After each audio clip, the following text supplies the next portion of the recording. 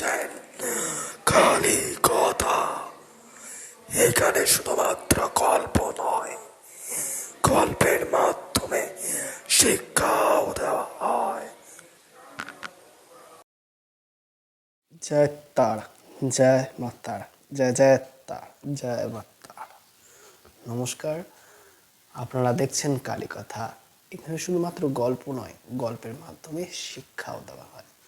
তো চলুন, প্রথমে আপনারা প্লিজ আমার ইউটিউব চ্যানেলটি সাবস্ক্রাইব করুন, বেল আইকনটি ক্লিক করুন এবং আমার সঙ্গে থাকুন। আর সনাতন হিন্দু ধর্মের সম্পর্কে আরও জানুন এবং আমাকেও জানান। এছাড়া আপনাদেরকে আর একটা কথা বলে রাখি, যে আপনারা যদি আপনাদের আমার ইউটিউব চ্যানেলে আপনাদের মন্দিরের মা কালীর বা মা মনসার বা মা শীতলার এছাড়া অন্য কোনো দেবদেবীর গল্প যদি দিতে চান, দিতে পারেন। তার জন্য হোয়াটসঅ্যাপ নাম্বারও দিয়ে দিচ্ছি, দেখে নেবেন। 6291225522 নাম্বারটি ভুলবেন না। আর একবার বলছি, 6291225522 এই নাম্বারটিতে। তো আজকে যেটা নিয়ে আলোচনা করতে চলেছি সেটা হলো 2 পার্ট। এটা আগে একবার ছেড়েছি। 2 পার্টটা হলো তার একই নাম, একই টাইটেল আমি দেবো, সেটা হচ্ছে অতিভক্তি চোরের লক্ষণ। কেন অতিভক্তি চোরের লক্ষণ বলছি, আসছি। তো প্রথমে যেটা নিয়ে আলোচনা করছি সেটা হলো একজনের কমেন্টগুলো আমি আগে পড়ে নিই, তারপর গল্পের মাধ্যমে বোঝাচ্ছি আপনাদেরকে। একজনা বলছে যে পল্লবী বাগ আমাকে কমেন্ট করছে, আমি বলেওছিলাম যে কমেন্ট করতে পারো।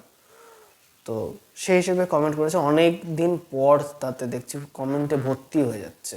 এর আগে কোনো কমেন্ট আসতো না এখন, তো এখন দেখছি কমেন্টে ভর্তি হয়ে যাচ্ছে। সেইটাই শুধু সেই অতিভক্তি চোরের লক্ষণ যেটা ছেড়েছি সেখানে কমেন্টে ভর্তি হয়ে যাচ্ছে, যেটা আমি ভুল বলেছি, অজস্র ভুল। তো একজনা বলছে মনে হচ্ছে হিংসায় ভরে গেছে। কেন? কে হিংসা করছে? কার সঙ্গে হিংসা করবে? হিংসা করে তো লাভ নেই, কিছু পাবো হিংসা করে তার কাছ থেকে? হিংসা কেন করতে যাবো সেটা বলি। কারণ দেখো, ওনার ধরুন একটা ব্যবসা আছে, বা ওনার বর ধরো একটা সরকারি চাকরি করে, এবং তিনি ধরুন হাউস ওয়াইফ, মানে ঘরের কাজই করে, অন্য কোথাও কাজ টাজ করতে যায় না, ঘরের কাজ করে। এবার বরের টাকা দিয়ে সে তার নিজের মন্দির চালাচ্ছে, ঠিক আছে, সব কিছুই মেনে নিলাম, ভালো করছে। এইখানে আমি হিংসা করতাম। সরকারি চাকরি আবার ব্যবসা, এই ব্যবসাটা করার কী দরকার ছিল, তাই না? সেটা নিয়ে আমি হিংসা করতাম। কিন্তু এই মহিলা যেইভাবে নাটক করে যাচ্ছে আর যেভাবে টাকা ইনকাম করছে, তাহলে পুলিশরা এসে কেন কেন কেন বন্ধ করবে না বারবার করে? আর ইনি শুনেছি আগে নাকি চিটফান্ডের সঙ্গে যুক্তও ছিলেন। এছাড়া ইনি নর্মাল একটা গান, মানে একটা কথা কেউ বলছে, সেটা নিয়ে গান বানিয়ে দিচ্ছে। ঠিক আছে, তুই পাগলের মতন অ্যাক্টিং করতে চাইছিস বা নিজেকে শৈলমা ভাবছিস, সবই ঠিক আছে। মানে যে বাংলার গৌরিয়েল শৈলমা, ওটা শেষ হয়ে গেছে, এখন তুই করছিস, মানে সেই সিরিয়ালটা একদম চলে যাচ্ছে। তুই ওয়েব সিরিজ করতে চলেছিস বোধহয় সেটা নিয়ে। তো মঙ্গলা কাকিমাকে নিয়ে তেমন আর কিছু বলবো না। আর একটা কথা বলি, তুমি তোমার কাজ করো না, মঙ্গলা মা কী করছে সেটা সে দেখে নেবে, ঠিকই তো। আমি আমার কাজ করছি, কিন্তু বাবু একটা কথা বলি, মিথ্যা কথা বলে আর কয়দিন? সত্যের পথে এসো। এবার বলছে, দাদা ভাই আপনি যেটা বলছেন সেটা খুব খারাপ করেছেন এবং ভুল হয়েছে। কি রাজ্যের মানুষকে কিনে নিয়েছে এমন কথা আমি বলিনি, যে উনি রাজ্যের মানুষকে কিনে নিয়েছেন। উনি যেভাবে মানে চালাতে চাইছেন, মানে প্রত্যেকটা মানুষকে, হ্যাঁ কিনে নিয়েছে বলেছি বোধহয়, প্রত্যেকটা মানুষকে ওই যে যে অ্যাক্টিংগুলো করাচ্ছে, হাত ভেঙে গেছে, কেউ মুখ দিয়ে কথা বলতে পারে না, তাকে কিছুর মাধ্যমে কথা বলানোর চেষ্টা করছে। তো সেই জন্যই আমি বলেছি হয়তো অ্যাক্টিং করছে, এগুলো তার একটা নাটকের মধ্যে পড়ে।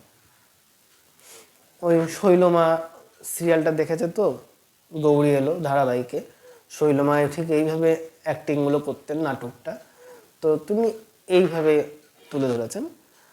এছাড়া উনি একটি মৃত, মানে একটা মানুষ মরে যাবে, মরার মুখে, তাকে তার মনের মধ্যে আশা জাগাচ্ছে, তুমি এই জবা ফুলটা খাও, তুমি এখনই সুস্থ হয়ে উঠবে। ঠাকুর শ্রী রামকৃষ্ণ দেব কিংবা বামাখাপা কিংবা কমলাকান্ত, এছাড়া তুমি যদি আরো অনেক সাধুদেরকে দেখো, তারা কিন্তু সত্যি কথা মুখের ওপরেই বলে দিতেন যে না, এটা না হতেও পারে।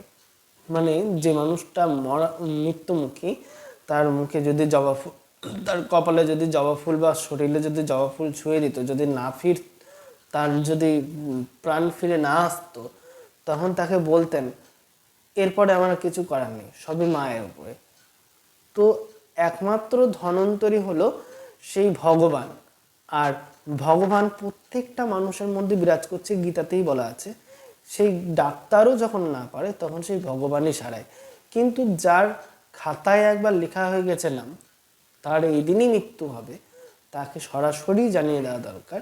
এবার আপনারা ঠাকুরের নাম নিতে পারেন, ভগবানের নাম নিতে পারেন, ওনার আর বেশি আয়ু নেই। এইটুকুই। কারণ আমাদের যেভাবে জীবনটা শুরু হয়, মানে আমাদের জীবনটাকে যদি ধরি একটা খাতার মতন, তো খাতাটা এনেই তো আমরা প্রথমে লিখতে শুরু করি না। খাতাটা এনে কি করি, প্রথমে তাকে দেখি, তার গন্ধ শুকি, তারপর তাকে যত্ন করে রাখি, তারপরে তাকে টিউশনি মাস্টার বা যেখানেই যায় না কেন, সেখানে যদি কিছু বলে সেটার একটা সাবজেক্টের নাম দিই, যেমন অঙ্ক, বিজ্ঞান কিংবা ফিজিক্যাল সায়েন্স, কিংবা ধরো ওই দর্শন, এরকম টাইপের কিছু নামটাম আমরা দিই।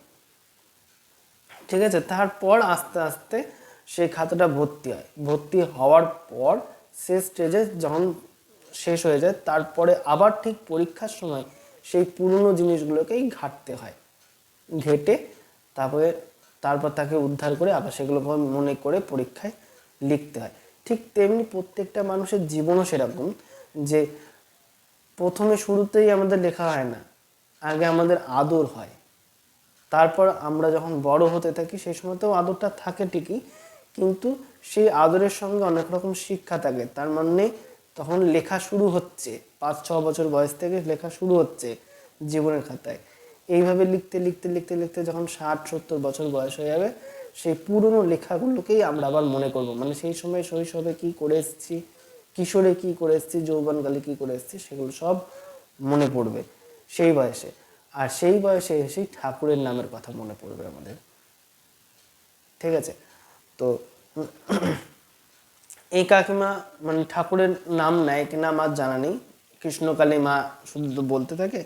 আর তার নামে তার মা কালীর মুখটা আর তার মুখটা যদি একবার লক্ষ্য করেন, দেখবেন পুরো হুবহু ওনার নিজের মুখের সঙ্গে মিল আছে। যেহেতু উনি ব্যবসায় নামবেন, সেই কারণে এই কাজটা করা। এরপরে বলছে আর একজনা, যে একদম আপনার মতন ভণ্ড ভাই, আমি যদি ভণ্ডামি করতাম, আমি একটি কাজ করি, ঠিক আছে, সেই কাজটা হলো ব্লাড কালেকশন। আমি একটি ল্যাবে কাজ করি, ল্যাবে থাকিও আমি। তো সেখানে আমি যতটা মানে আমি জানি, যতটা আমি পারি, সেইভাবে আমি কাজ করি। এমনভাবে বলবো না যে আমি সব কিছুই পারি, এটা আমি বলবো না, কারণ সাজে না। ঠিক আছে, মানুষ সব পারে না, সব কিছু শিখে নিতে হয়, তারপর সে পারে। তো আমি এই কাজগুলো করি। আবার বাড়িতে আমার নিজের ঠাকুর আছে, মা কালী আছে, শিব আছে, লোক আছে, নারায়ণ আছে, লক্ষ্মী আছে যুগলে, আর রাধাকৃষ্ণও আছে যুগলে, এবং গোপাল সোনা আছে আমার। তো হনুমানজি আছে, এনাকে পুজো দিই। তো এনাদেরকে পুজো দেওয়ারও আমার সময় থাকে না, পুরোটা বাড়ির মানুষরাই করে। সন্ধ্যেবেলাটা এসে আমি দিই, কোনো দিন আমি দিই, এরকম। তো সেইভাবে বলি। তো ওই ঠাকুরের যখন সন্ধে দিই সেই সময়তে অনেক সময় নাম গান করি, বা আমি আমার নিজের হোম থিয়েটার আছে, একটু নাম গান চালিয়ে দিই, দিয়ে তখন ওই করি একটু। কিন্তু এমনটা নয় যে আমি সবার সামনে দেখিয়ে বেড়াই যে আমি বিশাল কিছু, অথচ ভেতরে আমার কিছুই নেই। ঠিক আছে? তো মঙ্গলা কাকিমা ঠিক এটাই করে। আমি ওনাকে মা বলবো না, কারণ আমার কাছে কাকিমার মতনই। আর আমি ওনার মধ্যে কোনো চমৎকার বা ঐশ্বরিক জিনিস দেখতে পাইনি, যে কারণে আমি ওকে মা বলে ডাকবো। ঠিক আছে? মা একমাত্র ছিলেন মা শারদা, যার মধ্যে যার ব্যবহার এমনই ছিল, তাকে মা বলে ডাকলেই সে সন্তুষ্ট হতো। তাকে মা শারদা বলতেও লাগবে না, শুধু মা বললেও সে সন্তুষ্ট হতেন।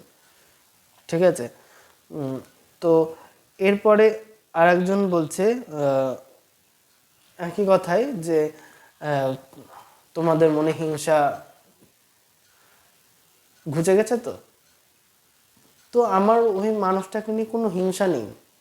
শুধু ওই মানুষ কেন, ওই রকম অনেক মানুষ আছে আমাদের পৃথিবীতে, যেটাকে একটা কি আমি বলবো, যে এটা কুড়ে যারা হয় তাদের একটা সোজা সাপটা একটা ব্যবসা, তারা অন্য কোনো কাজ করতে পারবে না, যে কারণে এই ভর তুলে টাকা ইনকাম করে।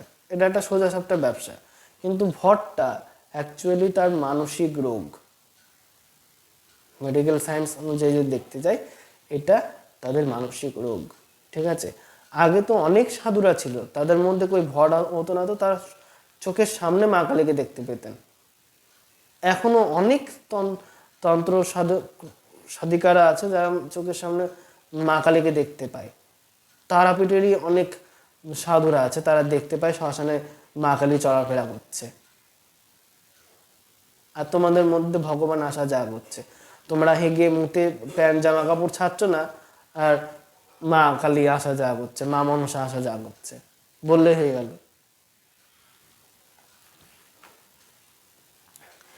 তো আর একটা গল্প বলি, যে ঠাকুর শ্রী রামকৃষ্ণদেব তার শিষ্যদেরকে বলছে যে ব্রহ্ম কোনো সময় মানে বলে বোঝানো যায় না, ব্রহ্ম কি জিনিস। তো কি জিনিস, শিষ্যরা তাকে জিজ্ঞাসা করছে কি জিনিস একটু বুঝিয়ে বলুন। তো কি জিনিস জানবি, তখন ঠাকুর শ্রী রামকৃষ্ণদেব তিনি তাদেরকে একটা গল্প বলছেন, যে এক সাধুর কাছে দুই শিষ্য আসতেন। শিষ্যদেরকে একদিন জিজ্ঞাসা করছেন, সাধুটি মানে সেই গুরুদেবটি জিজ্ঞাসা করছে, বলছে ব্রহ্ম মানে কি বল। তখন সেই সাধুটি বলছেন, সাধুটা শিষ্যদেরকে বলছে যে ব্রহ্ম মানে কি।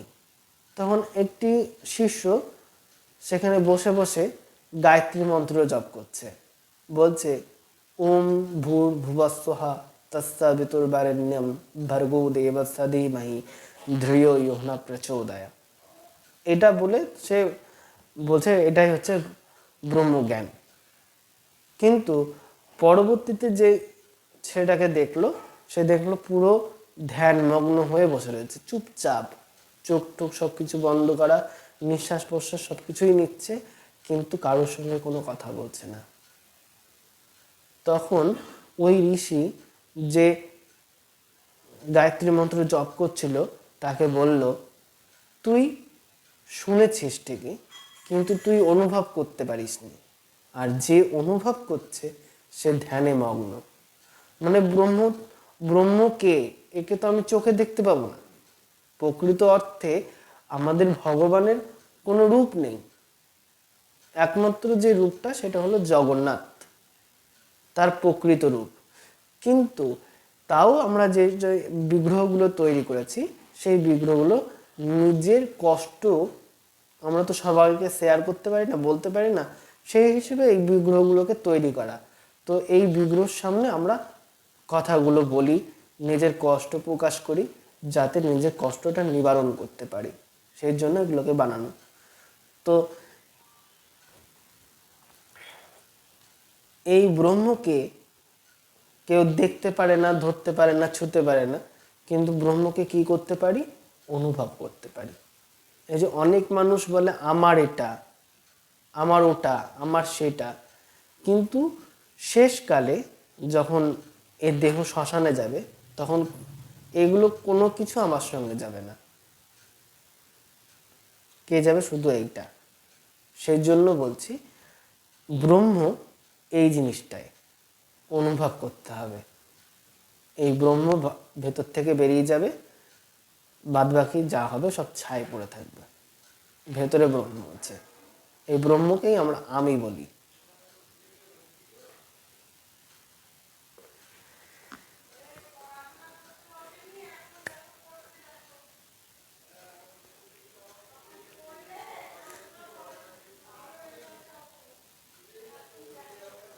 ব্যাস, আজকে এ আজকের ঘটনা এতটুকুই, বা আজকের গল্পটা এতটুকুই। গল্পটি মানে এই আলোচনার বিষয়বস্তু যেটা আপনাদেরকে বোঝাতে পেরেছি কিনা জানি না।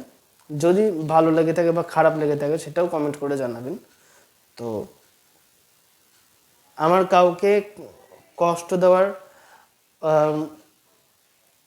ছিল না, মানে কষ্ট দেওয়ার মতন আমার চিন্তা ভাবনা ছিল না। যদি কষ্টও পান সেটা বলবেন। তো নমস্কার, এখানেই আজকে শেষ করলাম।